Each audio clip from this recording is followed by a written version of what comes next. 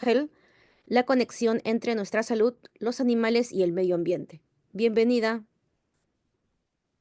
Muchas gracias, doctora Michelle. Buenas tardes a todos. Como mencionó la profesora, mi nombre es Milena Paz.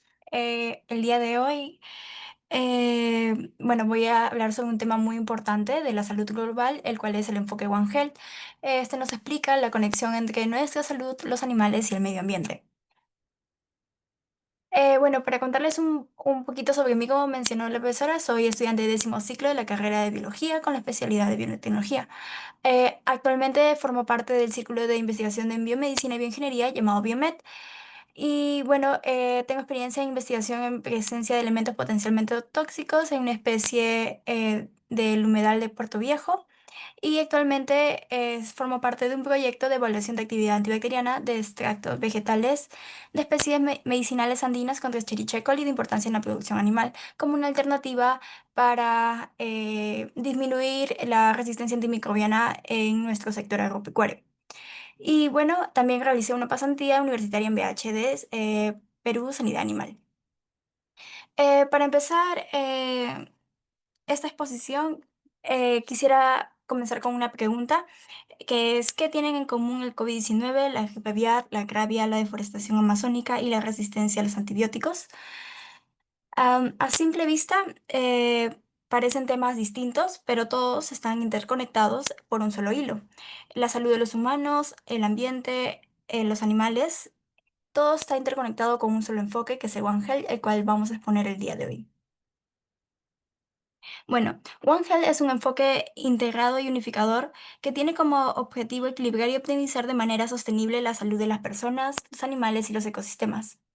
Esta definición está respaldada por organismos como la Organización Mundial de la Salud, la FAO, la Organización de las Naciones Unidas para la Alimentación y la Agricultura y la Organización Mundial de Sanidad Animal, que actualmente se conoce como World Organization for Animal Health, que es el WOAH.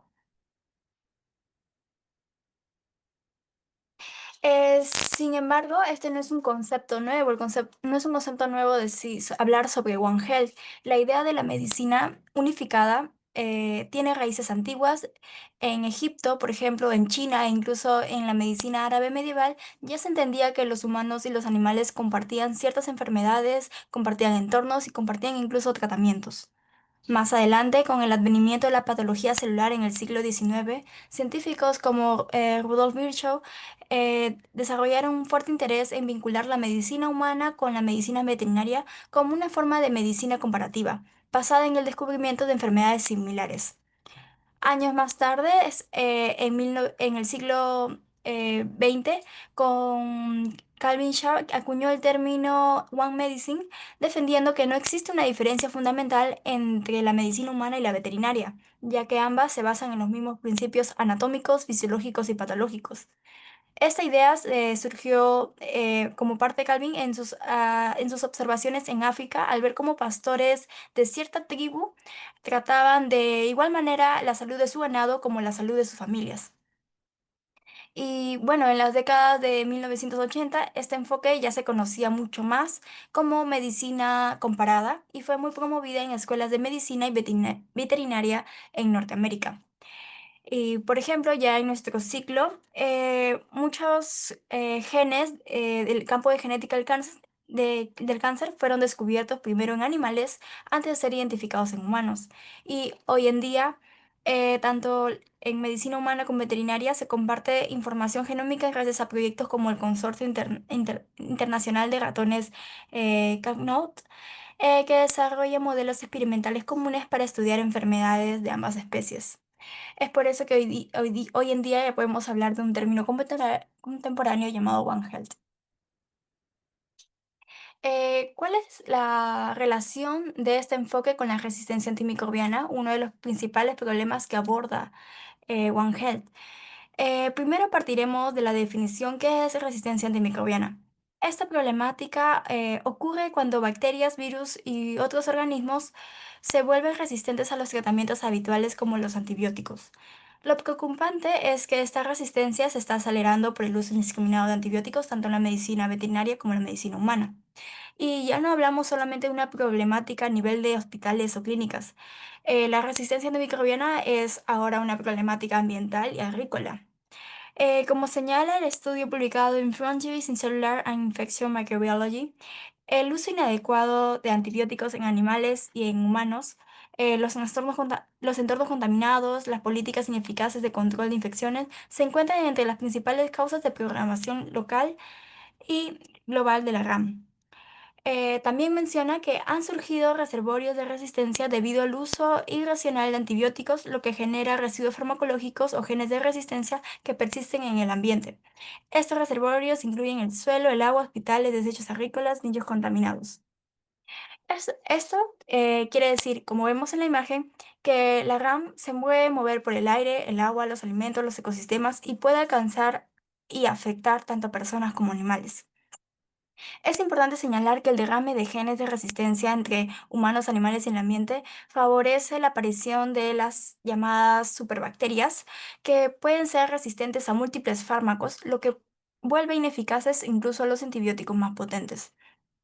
Es por eso que organismos como la FAO, la Organización Mundial de la Salud, han creado un plan de acción para el enfoque One Health. Pero antes de mencionar este plan de acción, hablaremos sobre una característica muy importante del enfoque One Health. Eh, Sabemos que One Health, bueno, no es solo un concepto teórico, sino es una estrategia práctica.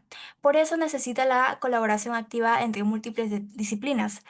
Podemos decir que One Health es entonces un enfoque interdisciplinario y transdisciplinario que involucra profesionales de la medicina humana, la medicina veterinaria, microbiología, ecología, salud ambiental, políticas públicas, economía y sociología. Y solo con la colaboración entre sectores es posible prevenir, detectar y responder de manera eficaz a los desafíos sanitarios actuales. Ahora sí, hablaremos sobre el Plan de Acción Conjunto One Health dado en el año 2022-2026. En el año de 2022 se dio un paso fundamental en la consolidación del enfoque One Health a nivel global. Las cuatro agencias internacionales líder, es decir, la FAO, la OMS, la NUMA y la UA, firmaron el Plan de Acción Conjunto One Health. Este plan marca la transición de un antiguo modelo tripartito, conformado solamente por la FAO, la OMS y la Organización Mundial de la Salud, de la Sanidad Animal, a un modelo formado por cuatro entidades con la incorporación del Programa de las Naciones Unidas para el Medio Ambiente. Este cambio es clave porque reconoce que no podemos hablar de la salud humana y animal sin incluir el medio ambiente de forma explícita. Y bueno, este documento no es solo una declaración, sino también es una hoja de ruta y está organizado en 6 pilares de acción. Estos 6 pilares de acción buscan coordinar esfuerzos entre países, disciplinas y sectores para responder a las amenazas sanitarias globales desde este enfoque integrador. El primer pilar de acción es fortalecer las capacidades One Health para construir sistemas inclusivos que abarquen no solo a los humanos, sino también a los animales, plantas y ecosistemas. El segundo pilar de acción es reducir el riesgo de enfermedades zoonóticas emergentes y reemergentes, que como sabemos representan un gran desafío tras experiencias como el COVID-19. También en tercer lugar tenemos controlar y eliminar las enfermedades zoonóticas endémicas, tropicales y aquellas transmitidas por vectores como el dengue. También tenemos, en cuarto lugar, mejorar la gestión del riesgo en la seguridad alimentaria, asegurando de lo que comemos sea seguro, nutritivo y sostenible. Y en quinto lugar, tenemos frenar la resistencia antimicrobiana, una pandemia silenciosa que compromete la eficacia de los tratamientos tanto en medicina humana y veterinaria. Y finalmente, incluir o integrar al ambiente de manera activa, promoviendo la restauración ecológica y el uso sostenible de nuestros ecosistemas. Bueno, luego de establecer esos 6 pilares estratégicos, también se proponen 3 vías de cambio estructuradas que definen cómo es que se debe avanzar de forma operativa en la implementación global de este enfoque. En primer lugar, tenemos las políticas, la legislación, el financiamiento y la gobernanza. Esta vía impulsa la creación de marcos regulatorios y estrategias nacionales o regionales que integren la salud humana, animal y ambiental. Esta vía también involucra a los gobiernos, ministerios, municipalidades, y organismos internacionales en el diseño de leyes, presupuestos y estructuras institucionales que prioricen este enfoque. También como una de las segundas vías tenemos al desarrollo organizacional, integración sectorial e implementación. Aquí con esta vía se busca reorganizar las instituciones para que trabajen de forma colaborativa. Como habíamos mencionado anteriormente, One Health es un enfoque interdisciplinario que necesita la colaboración de todos los sectores profesionales. Esto implica también, bueno, eh, la cooperación y desde el nivel técnico hasta el nivel operativo. Y finalmente, hablar sobre los datos, evidencia y conocimiento. Esta vía reconoce que la toma de decisiones debe estar basada en evidencia científica confiable y oportuna.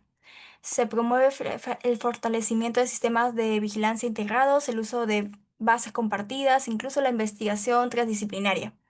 Y también incluye la formación de capacidades en análisis de datos, epidemiología, ciencias de comportamiento y comunicación del riesgo.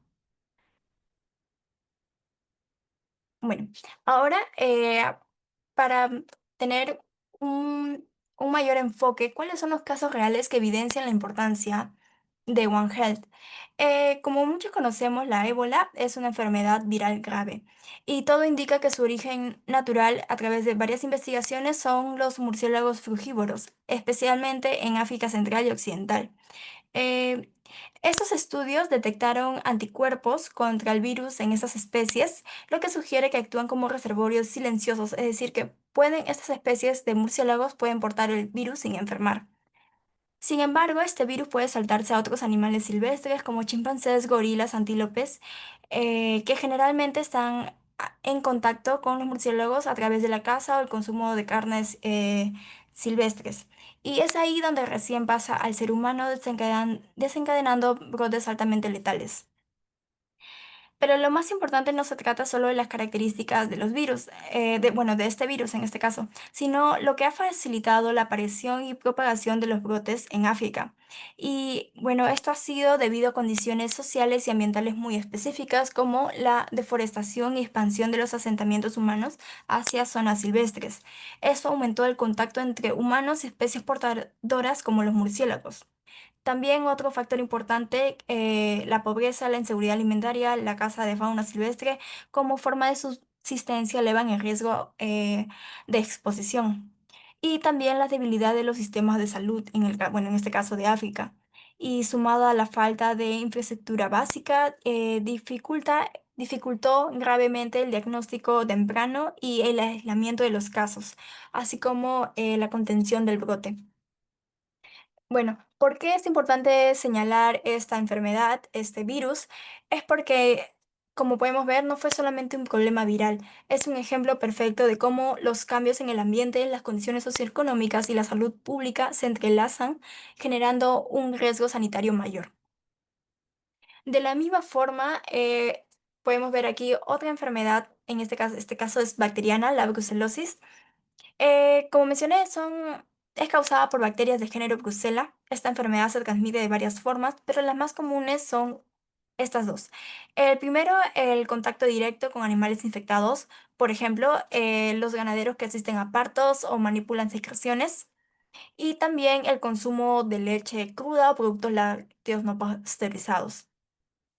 La brucelosis es una enfermedad endémica en muchas zonas rurales del mundo y los más afectados suelen ser ganaderos, veterinarios, trabajadores y sus familias. Además, tiene una gran capacidad de cronicidad, es decir, los síntomas más graves pueden ser fatiga intensa, dolores articulares, problemas neurológicos, requiriendo tratamientos largos con antibióticos combinados por varias semanas.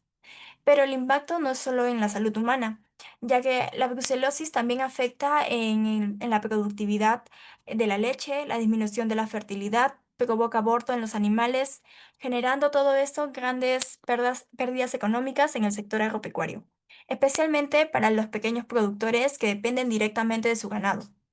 En este sentido, brucelosis es también un efecto perfecto para evidenciar la importancia de implementar este enfoque One Health, ya que afecta a la salud humana, compromete el bienestar animal y pone en riesgo la seguridad alimentaria cuando se consumen los productos de origen animal sin el debido control sanitario. Bueno, otro ejemplo importante también mencionar a la gripe aviar. Específicamente los subtipos H5N1 y H5N8. Estos virus son altamente patógenos ya que afectan principalmente a aves silvestres y domésticas. Y su comportamiento nos obliga a observarlos desde una perspectiva One Health. Esto se debe a que, bueno, por ejemplo, el virus de influencia A ha producido brotes masivos en aves de corral en Asia, Europa, África y América. Y si bien afecta a todo el sector avícola, también nuestro riesgo de salud humana no es menor. Y ahora veremos por qué. Este virus posee una alta capacidad de mutación. En los últimos 20 años, el subtipo H5N1 ha afectado a más de 800 personas con una letalidad cercana al 50%, según datos de la Organización Mundial de la Salud. Y aunque el salto de ave a humano sigue siendo poco común, cada mutación o recombinación que el virus adquiere en animales incrementa su potencial de transmisión en humanos. Y ahora, algo que volvió a encender las alertas fue en el año 2023, donde se documentaron casos masivos de mortalidad de lobos marinos y focas en las costas de Sudamérica como en las costas de América del Norte. Esto fue uno de los casos que salieron bastante en las noticias. Y bueno, esto indica que el virus está ampliando su rango de hospedadores, lo que es un signo evolutivo muy importante. El- es por eso que decimos que los mamíferos pueden actuar como especies fuentes, facilitando la adaptación del virus para futuras transmisiones humanas. En este caso, como en el año 2023 vimos que especies puentes fueron los lobos marinos y las focas. Y bueno, este ejemplo, porque es importante mencionarlo para evidenciar este enfoque, One Health, es que el monitoreo ambiental y animal es esencial para prevenir nuevas pandemias humanas. No podemos esperar que el virus llegue a las personas para actuar. Necesitamos una vigilancia constante en aves silvestres, animales domésticos y especies vulnerables, con un trabajo cooperativo entre los sectores veterinarios, biólogos y epidemiólogos. Bueno, como ya vimos algunas enfermedades zoonóticas y cómo se relacionan a factores sociales y ambientales, hablemos sobre el impacto de la resistencia antimicrobiana, que es un tema central y de gran importancia que aborda One Health. Primero hablaremos sobre las infecciones intratables, el cual es una realidad creciente. Cada vez hay más reportes de infecciones comunes que ya no responden a los antibióticos habituales, como por ejemplo las infecciones urinarias por E. coli multiresistentes o neumonías que ya no responden eficazmente a los beta-lactámicos. ¿Y cuál es la gravedad de esta situación? Bueno, para ello vamos a utilizar esta gráfica. Como pueden ver, hay dos tipos de datos, lo que son hacia la izquierda, las muertes asociadas, que son personas que murieron con una infección resistente. Sin embargo, esta no ha sido la causa directa. Y bueno, las muertes atribuibles, que son personas que murieron directamente a causa de bacterias resistentes, ya que no habían antibióticos efectivos disponibles. Y bueno, como podemos ver, lo alarmante es que en ambos tipos de muertes aumentaron en todos los grupos de edad en los últimos 30 años, siendo los más vulnerables los niños menores de 5 años y los adultos mayores. Esto se debe debido a que su sistema inmune es más débil durante estos primeros años y últimos años de vida. Y bueno, también mencionar un dato importante que según The Lancet en el año 2022, 1,27 millones de muertes fueron directamente atribuibles a infecciones resistentes y si sumamos las muertes asociadas, el número asciende a casi 5 millones de muertes al año. Sin embargo, nuestra ciudad de Lima no es ajeno a esta problemática global. Veamos por eso un ejemplo local en Lima. En el año 2018, la Universidad Cayetano Heredia, en colaboración con la Universidad de Barcelona, realizó un estudio titulado como Presencia Enterobacteriaceae y Escherichia coli multiresistente a antimicrobianos en carne adquirida en mercados tradicionales en Lima. El objetivo de este estudio, de este proyecto, fue analizar las muestras de carne de cerdo, pollo y vacuno y evaluar qué tan resistentes eran las bacterias presentes a los antibióticos. Y bueno, ¿qué fue lo que encontraron? ¿Qué hallazgos hubo en ese proyecto? Se encontró que los niveles de resistencia eran muy altos, especialmente en antibióticos frecuentes usados en la medicina humana, como la ampicilina, la amoxicilina, cotrimoxazol y la tetraciclina. También algunos aislados mostraron más del 80, incluso llegaron hasta el 95% de resistencia, como es el caso de cotrimoxazol. Y lo más preocupante fue que la carne de pollo fue lo que presentó los niveles más elevados de resistencia.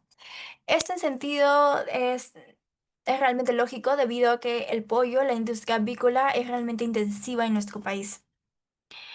Y bueno, ya para señalar esto, vemos que es una clara evidencia de cómo el uso de antibióticos en la ganadería puede tener un impacto directo en nuestra salud humana y porque estas bacterias resistentes también pueden llegar a nosotros a través de los alimentos y también actuar como reservorios de genes de resistencia.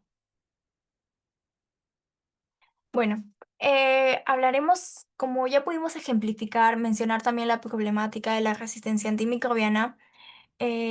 Vamos a resumir cuál es la relevancia actual de no solo estudiar este enfoque, sino que también implementarlo.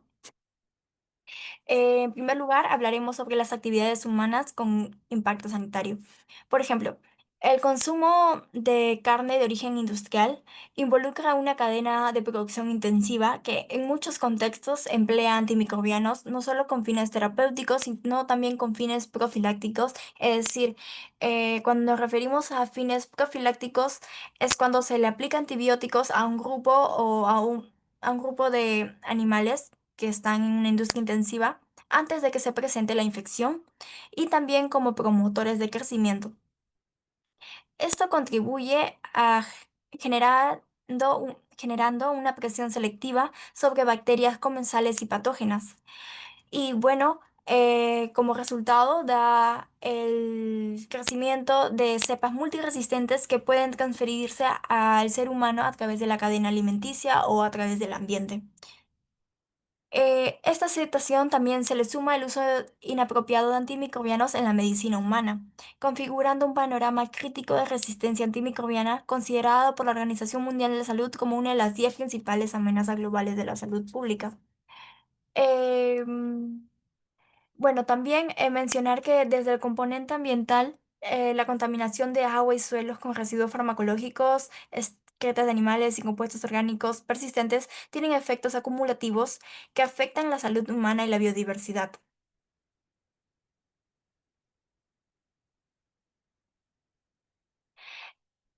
Bueno, otros factores también importantes a señalar es el cambio climático.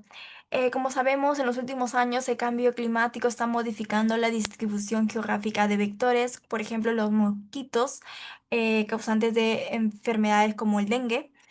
Se ha visto casos de que este tipo de mosquitos han migrado hacia zonas, por ejemplo, andinas, los cuales hace muchos años no se veía, pero debido al efecto del cambio climático podemos observar ese tipo de cambios en la distribución geográfica de este tipo de vectores. En este contexto, las políticas públicas juegan un rol central. Se requiere una regulación efectiva del uso de antimicrobianos en humanos, animales, estrategias de vigilancia genómica, bioseguridad agropecuaria, restauración ecológica y programas de educación sanitaria. En paralelo, la educación científica y la formación interdisciplinaria son esenciales para generar profesionales capaces de abordar este tipo de problemas. Ahora hablaremos sobre las soluciones y las oportunidades de mejora. Empezaremos hablando sobre ejemplos de proyectos exitosos. Por ejemplo, uno de los que más conocemos es el control integrado de la rabia en América Latina, que fue posible gracias a campañas masivas de vacunación canina. Por ejemplo, en países como Perú, Bolivia y México, más del 70% de cobertura hubo gracias a este tipo de vacunaciones. También la coordinación entre Ministerios de Salud Pública, Agricultura, municipios y también fue posible debido a la educación comunitaria y vigilancia epidemiológica. Y como resultado se obtuvo que la rabia humana transmitida por perros ha disminuido en más del 90% desde 1983 en América Latina.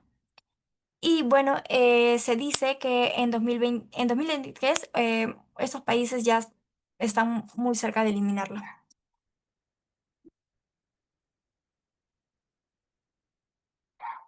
Otro proyecto exitoso es el Sistema de Vigilancia Epidemiológica Conjunta, el cual se dio en países como Uganda, Vietnam, Etiopía y Bangladesh. Estos países crearon sistemas integrados de reporte entre médicos veterinarios y profesionales ambientales, en los cuales permitieron detectar brotes zoonóticos en fases tempranas como brucelosis, gripe aviar o anthrax. Los resultados que obtuvieron fueron una mayor velocidad de respuesta a los brotes, coordinación intersectorial mejorada y prevención de escalamiento de epidemias. Ahora, otra oportunidad de mejora o soluciones también son los proyectos de investigación exitosos a nivel mundial. Uno de los proyectos más emblemáticos es el Consorcio Internacional de Ratones Cognode, el cual es una iniciativa lanzada a principios de los años 2000 que reúne instituciones de Europa, Norteamérica, Asia, con el objetivo de generar modelos genéticos en animales estandarizados. Estos modelos permiten estudiar funciones génicas específicas, replicar enfermedades humanas y comparar los procesos fisiopatológicos entre especies. Este consorcio ha sido fundamental para el desarrollo de la medicina comparada y translacional, facilitando el estudio de patologías como el cáncer, enfermedades neurodegenerativas y enfermedades raras desde una perspectiva integradora. Por otro lado, en el campo de la vigilancia de enfermedades emergentes, destaca el proyecto Predict Project, financiado por USAID y ejecutado en el 2009 y 2020. Este programa tuvo como objetivo la detección proactiva de virus zoonóticos en animales silvestres de alto riesgo, especialmente en regiones diversas con una fuerte interacción humano-animal. Este programa permitió identificar más de 900 nuevos virus, incluidos coronavirus similares al SARS-CoV y al MERS-CoV, mucho antes de la pandemia COVID-19. Además, impulsó la formación de redes transdisciplinarias entre biólogos, veterinarios, médicos y comunidades locales. Eh, Estos dos ejemplos demuestran que el enfoque One Health no es solo una teoría de integración, sino es una estrategia aplicada y validada por la ciencia, que guía tanto la generación de conocimiento como la formulación de políticas sanitarias globales. Este tipo de iniciativas nos recuerdan de que es importante el trabajo colaborativo entre sectores y países para poder enfrentar los riesgos, los retos sanitarios del siglo XXI. Bueno, también mencionar las políticas educativas que están alineadas al enfoque One Health.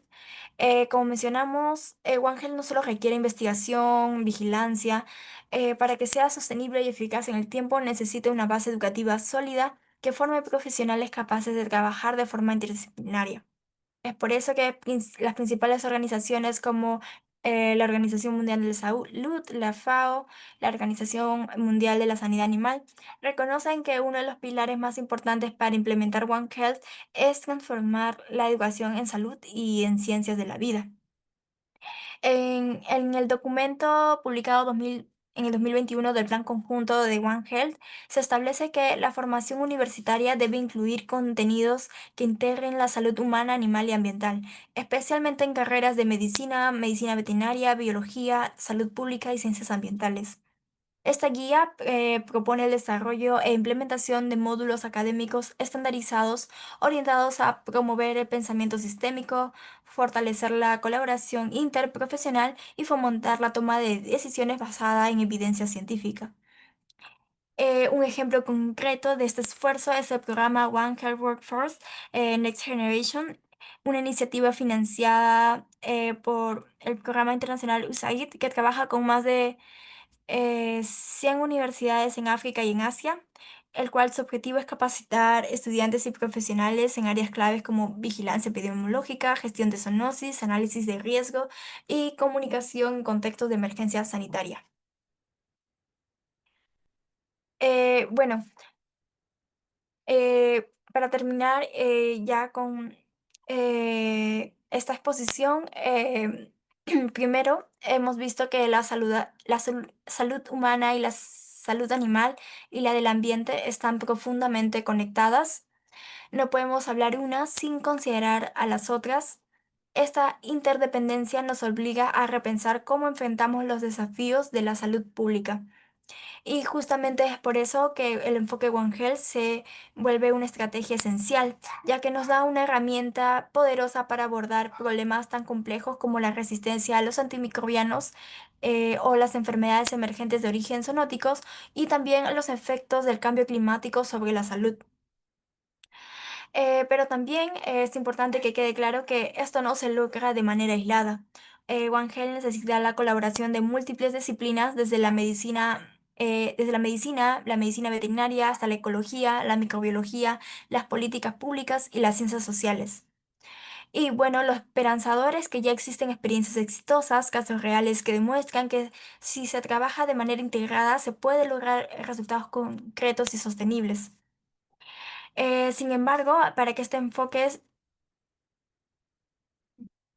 sea sostenible con el tiempo, la educación y la investigación tienen que ser una prioridad. Necesitamos formar profesionales con visión sistémica que puedan entender y actuar este tipo de problemas desde una vista integral de diferentes ángulos.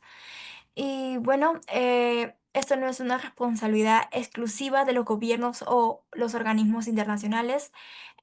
Todos podemos aportar, ya que cada acción cuenta. Y finalmente, mencionar que One Health no es una opción, sino es una necesidad para construir un futuro más saludable, justo y resiliente para todos los seres vivos del planeta, ya que involucra la salud global.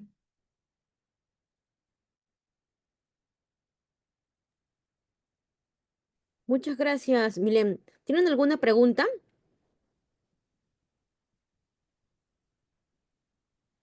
Pueden escribirla por el chat o pueden utilizar el micro si gustan.